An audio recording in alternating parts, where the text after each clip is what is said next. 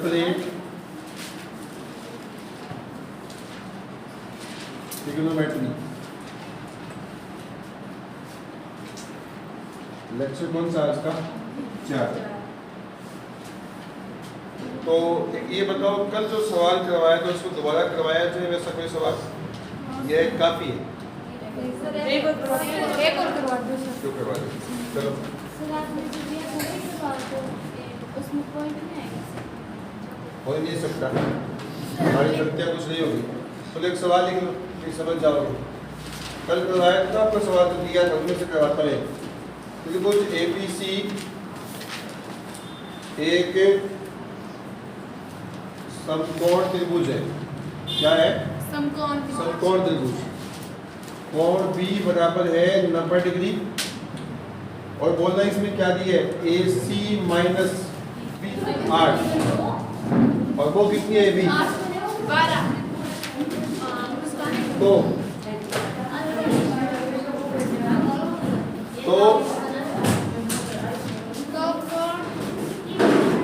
कोण A तथा कोण C के लिए सभी त्रिकोणमितीय है। सभी त्रिकोणमितीय अनुपात ज्ञात करो।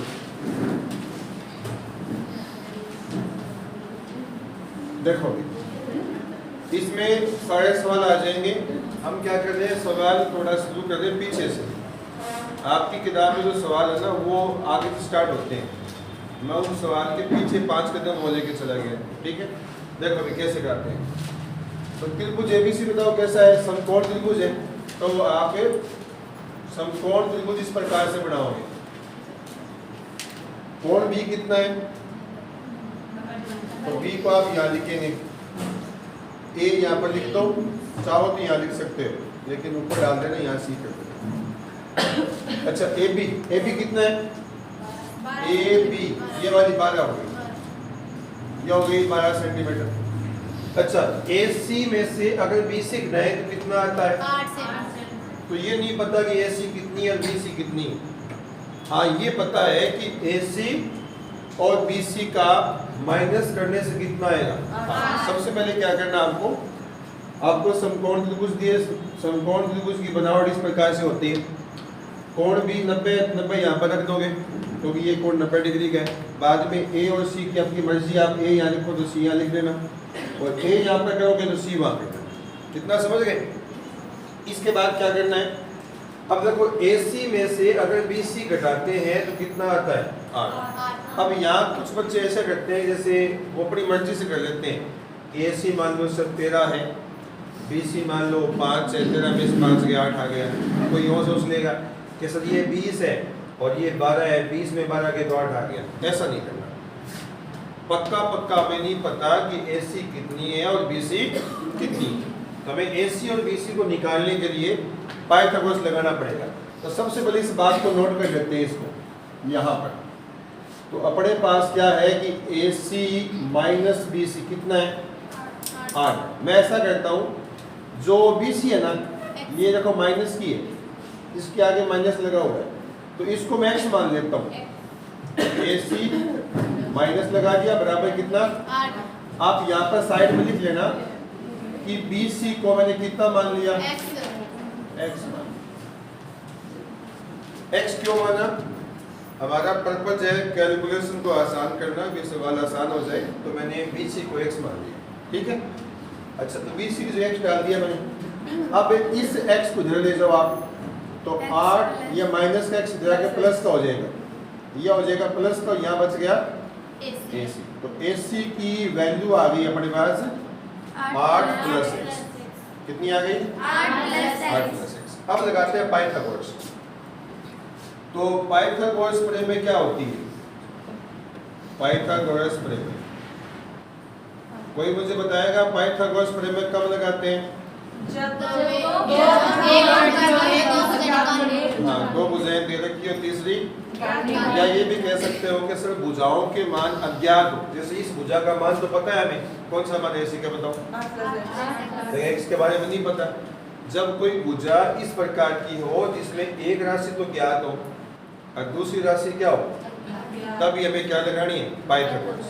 तो पाइथागोरस पर में क्या कहती है कि कर्ण का स्क्वायर 90 के सामने होता है कर्ण, तो कर्ण का स्क्वायर बराबर होता है लंब का स्क्वायर प्लस होता है आधार का स्क्वायर, इसको आधार बोलते हैं। ठीक है, ये सूत्र आपको याद होना चाहिए। अब यहाँ पर कर्ण का मान बताना है, AC AC ये आपका कर्ण है, देख लो आप AC AC बताओ कौन है, कर्ण। तो इस कर्ण का बताओ मान कितना है यहाँ पर, 8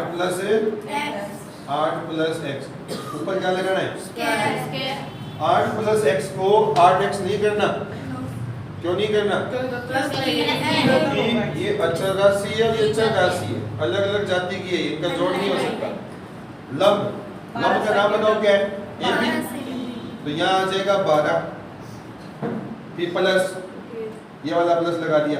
आधार कितना है, आधार है BC, और BC कितना मान रखा हमने, आधार आपका है BC, इसका मान कितना है x, तो यहाँ आ जाएगा x। ठीक है, बहुत ही ध्यान से, बीच में प्लस है तो प्लस को लगाना है, बराबर के नीचे बराबर लगाना है। अब देखिए यहाँ पर 8 प्लस x का स्क्वायर है, a प्लस b का होल स्क्वायर, ये आपको आना चाहिए। एक सूत्र है कि जब ब्रैकेट में दो संख्याएं हो, एक तो a हो दूसरी क्या हो b, इसका स्क्वायर कैसे करना है, पहले आएगा a का स्क्वायर। आप इस प्रकार से बोलो कि प्रथम संख्या का स्क्वायर प्लस दूसरी संख्या का स्क्वायर, फिर a और b का गुणा, दोनों का गुणा करना है, फिर 2 से वो गुणा करना है, ऐसे करना है। दोबारा से, प्रथम का स्क्वायर दूसरी का स्क्वायर प्लस दोनों का गुणा आगे 2। ये कब करना है, जब दो संख्याएं ब्रैकेट में हो, प्लस में या फिर माइनस में, ऊपर लगाओ स्क्वायर। तो देखो यहाँ पर ये प्रथम संख्या कितनी है 8, दूसरी कितनी है x। अच्छा एक बात बताओ, ये मैं क्यों कर रहा हूँ, ये इसलिए कर रहा हूँ कि इन दोनों का मैं जोड़ नहीं कर पा रहा। अगर x की जगह मान लो 2 होता, कितना होता, तो 8 प्लस 2 कितना, 10 का स्क्वायर कर सकते हैं अपने, 100 होता है। जब दोनों संख्याओं में से एक संख्या x हो या उनको जोड़ नहीं सकते, तो हम क्या करेंगे, a प्लस b का होल स्क्वायर लगा देंगे, अगर उसमें स्क्वायर लगा हुआ है। ठीक है, तो लगाओ यहाँ पर। तो पहली का स्क्वायर प्लस दूसरी का स्क्वायर प्लस दोनों का गुणा और फिर 2 से गुणा, आ गया समझ में। फिर लगाना है बराबर 12 का स्क्वायर कितना, 144। ऐसे नहीं करना, 12 दूनी 24, 12 इंटू 12, तुम्हारा भरोसा नहीं है।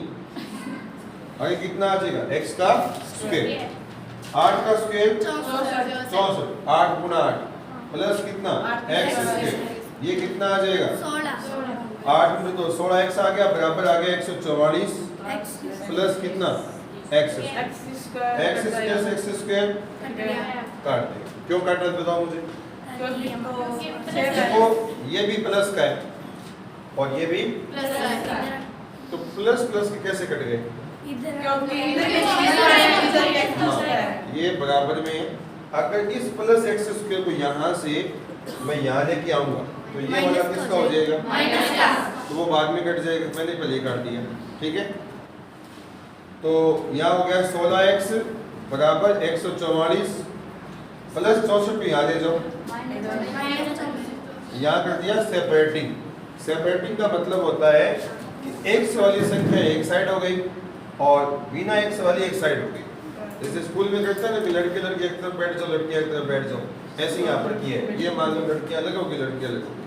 ठीक है, यानी x की संख्या एक साइड हो गई और बिना x वाली एक साइड हो गई। अब माइनस करो, 80, तो 4 में 4 गया 0, 14 में 6 गया 8, यहाँ आ जाएगा 16x, तो x बराबर आ जाएगा 80 बटा में 100। अब यहाँ कई बच्चे ना अपना दिमाग खराब कर लेते हैं। कैसे, वो सोचते हैं कि सर कभी तो संख्या को बट्टा में ले आते हैं, कभी सर माइनस में ले आते हैं। अब सुनो ध्यान से, गौर करना, ये 64 जो है ना, 64 इस संख्या के साथ जुड़ा हुआ है प्लस से, ठीक है।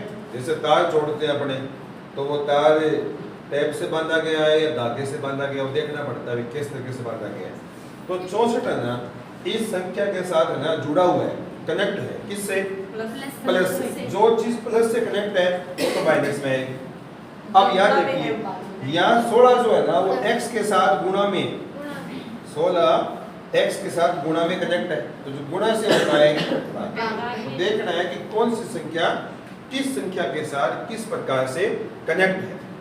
अब इन दोनों के बीच यहाँ कोई भी निशान नहीं है, तो आप गुणा समझिए, ये दो संख्याएं, जैसे ये कोई संख्या लिखी है, तो इनके बीच निशान किसका यहाँ पर? गुणा है। अब ये डॉट लगाना जरूरी नहीं है, आप समझ जाइए गुणा है, ठीक है। अब 16 पंचू कितना होता है? 80। तो यहाँ पर x का मान आ गया 5। x का मान कितना आ गया? 5। अब x का मान तो वहां डाल दीजिए जहां जहां x लिखा हुआ है, तो x का मान यहाँ डाल दो, कितना आया? 5। यहाँ भी x का मान लिख दो, तो 8 प्लस x कितना है? 5। ये आ गई अपने आप में कितनी? 13। कौन आ गई बताओ? ये कर्ण आ गया, AC कर्ण कितना आ गया? 13। अब देखो अपना सवाल बढ़ गया, ये भुजा 5 है, ये 13 है, ये कितनी है? 12। तो सवाल पेपर में आएगा तो सवाल शुरुआत यहाँ से भी हो सकती है, ये सब आपको करना नहीं पड़े। हो सकता है कि सारी भुजाएं आपको दी जाए, और हो सकता है नहीं दी जाए, तो आप निकाल लेना इस प्रकार से। एक बार दोबारा सुन लो, अपने दो भुजाओं में से माइनस दिया था ये कि इसमें से घटाएंगे तो 8 आएगा, तो मैंने क्या किया, माइनस वाली भुजा को x मान लिया। क्या मान लिया इसको? x मान लिया, तो सवाल में कैलकुलेशन जो है वो आसान हो जाएगी। ये माइनस का x किसका हो जाएगा बताओ? प्लस का हो जाएगा। तो AC का मान कितना आ गया? 8 प्लस x। ये जो मान है वो काम चला हुआ है, क्योंकि इसमें x की वैल्यू हमें पता नहीं है, तो सारी लड़ाई किसके लिए? x के लिए, ठीक है। फिर लगा देंगे पाइथागोरस प्रमेय में भुजा को निकालने के लिए, कर्ण का स्क्वायर बराबर लंब का स्क्वायर प्लस आधार का स्क्वायर। कर्ण का बताओ कितना मान है? AC। AC है अपने पास कितना बताओ? AC की जगह 8 प्लस x आ गया, ऊपर क्या लगा दिया? स्क्वायर। लंब कितना है बताओ? 12 है। आधार कितना मान लिया? x, क्योंकि BC को मैंने x मान रखा है पहले ही, ठीक है। यहाँ लगा देंगे a प्लस b का होल स्क्वायर, पहली का स्क्वायर फिर दूसरी का स्क्वायर, फिर दोनों का गुणा करना है, 8 गुणा x, 2 से भी गुणा करना है, क्योंकि सूत्र में अपने 2 होता है यहाँ पर, ठीक है। 8 का स्क्वायर 64, x का स्क्वायर 8 का 2 से 16x बराबर 12 का स्क्वायर 144 प्लस x स्क्वायर। बिल्कुल शुद्ध में काम नहीं करना, बीच में प्लस लिखा है तो प्लस भी लिखना है, ठीक है। ये नहीं कि प्लस लगाना ही भूल गए। फिर प्लस x स्क्वायर और प्लस x स्क्वायर क्या हो गया? कट जाएगा ये। 64 गुजर लिया इस संख्या के पास, संख्या क्या हो गई? तरफ कर दी मैंने, कितना बच गया? 80। 16 भाग में भेज दिया, कितना आ गया? 5। x का मान 5 यहाँ वापस डाल दो, 5 प्लस 8 कितना हो गया? 13। तो सारी भुजाएं आ गई, ठीक है। अब चलते हैं आगे। सर ए सारणी है जो क्या वो कोना वाली सारणी क्या? पीछे बनाई हुई है नहीं, चार्ट बनाई हुई है ना ये सारणी। बोर्ड के पीछे। अच्छा ये क्या? हाँ, ये सारणी इसी में है, आपको सिखा देंगे ये सारणी कैसे बनती है। वो आगे 8.3 में आएगी, अभी नहीं आएगी, ठीक है। अब देखो, हाँ आगे बढ़ते हैं। तो कोण A और कोण C, कोण A और C के लिए क्या निकाल ले? सभी का मतलब सारे। त्रिकोणमितीय अनुपात। अब त्रिकोणमितीय अनुपात कितने होते हैं? 6 होते हैं। कौन कौन से? साइन, कोस, टेन, कोस, सेक और कोसेक। ऐसा करते हैं अपने बोर्ड को 2 हिस्सों में बांट लेते हैं। यहाँ तो कर लेंगे अपने किसके लिए बताओ? कोण, और यहाँ किसके लिए? कोण C के लिए। जो साथ साथ नोट करेगा उनको समझ नहीं आएगा, ठीक है। समझो इसको। तो आपके जो किताब में सवाल है ना वो मतलब थोड़े थोड़े सवाल हैं, मैं बता दूं किस प्रकार से पूछा गया। मैं सारी चीज निकाल रहा हूँ तो सभी निकालने आपने को। तो पहले निकालेंगे कौन ए के लिए, तो आप डायग्राम बनाओ यहाँ पर। यहाँ ए है, यहाँ बी और यहाँ क्या है सी। यही डायग्राम दोबारा बना रहा हूँ मैं। बी आपका 90 डिग्री था, ये कितनी है बताओ 5, ये 13।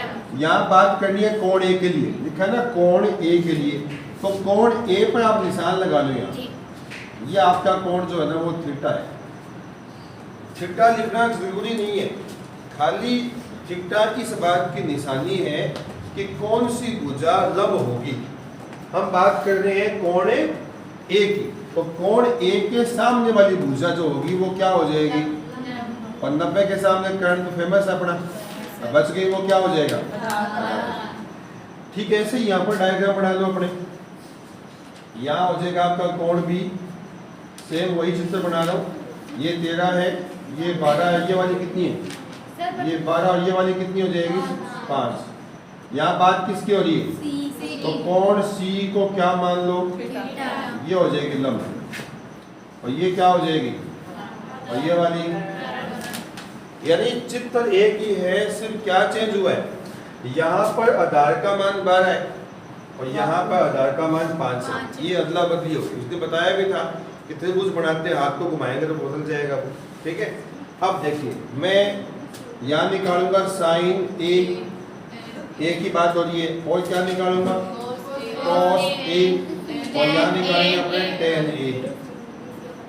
ठीक है, क्योंकि हमारे यहाँ पर कोण ए की बात होती है। ठीक है, तो साइन का सूत्र क्या होता है, लंब बटा कर्ण। ध्यान रखना है कि कोण ए को ध्यान में रखकर लंब कौन सा वो देखना है। तो कोण ए के साथ लंब कितना हो गया 5 और कर्ण कितना हो गया 13। कोस ए का सूत्र होगा आधार बटा कर्ण, कर्ण कितना है 13, आधार कितना है इसमें, आधार हो जाएगा इसमें 12। tan होता है लंब बटा आधार, लंब कितना है लंब हो जाएगा 5 और कितना 12। ये साइन कोस tan किसके लिए, सिर्फ कोण ए के लिए।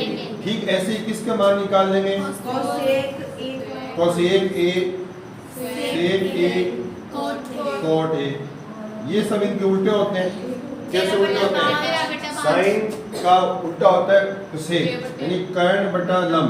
कर्ण कितना, इसका उल्टा कर देंगे 13 बटा 5, इसमें सदाई कर दो 12 बटा 13 में, हाँ 13 बटा 12, और इसका उल्टा 12 बटा 5। तो इन सभी के अंदर इन सभी त्रिकोणमितीय अनुपात बोलते हैं, इसे क्या बोलते हैं, त्रिकोणमितीय अनुपात। इन सभी को निकाला मैंने कोण ए के लिए, और किसके लिए करना है, तो इन सब की जगह सी लग जाएगा। तो यहाँ करना पड़ेगा नंबर 1 साइन सी, दूसरा कौन सा cos सी, तीसरा कौन सा है tan सी, यहाँ आ जाएगा cosec सी, cosec सी यहाँ कितना आ जाएगा sec सी, यहाँ कितना सी। ठीक है, अब देखिए यहाँ कोण बदल गया, कोण कितना हो गया यहाँ पर सी हो गया। तो साइन का फॉर्मूला क्या होता है, लंब बटा कर्ण। अब देखिए सी के साथ लंब ये होगा, तो 12 बटा में कितना 13, लंब बटा कर्ण करना है तो वही लगाना है। कोस क्या होता है, आधार बटा कर्ण, आधार कितना है 5 बटा 13, इसमें क्या हो जाएगा 12 बटा 5। ठीक है, यहाँ बताओ तुम बताओ कौन सा यहाँ क्या आएगा। तो सेक का सूत्र क्या होता है, हाँ इसका उल्टा करना।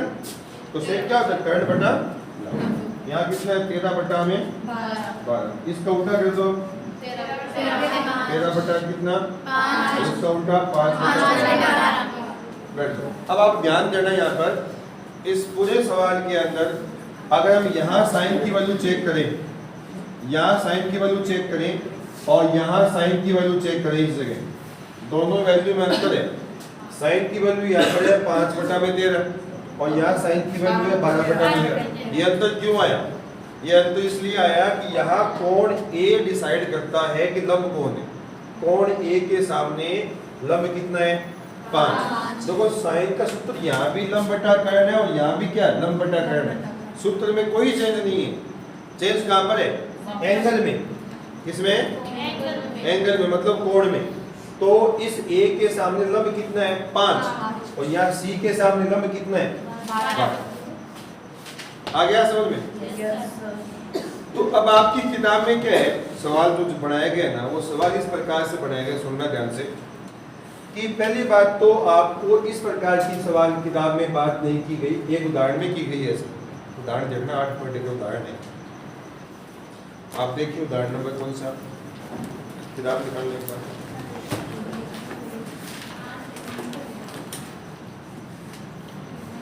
उदाहरण नंबर बात कर रहा हूं मैं